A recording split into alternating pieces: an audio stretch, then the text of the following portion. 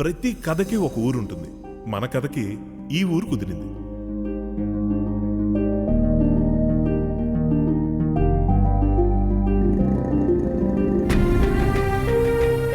గెలాలని ఆడేవాడు ఎప్పటికైనా గెలుస్తాడు, కానీ నేనే గెలాలని ఆడేవాడు సంకనాగిపోయి అవతలను గెలిపించేస్తుంటాడు నీలటు.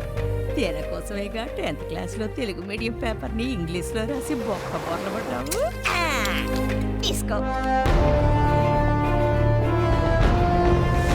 కొంగళ పురుగులను చంపేసి సీతాకోక చిలుకలు లేవని ఏడిచే వెధవలరా మనవాళ్ళు.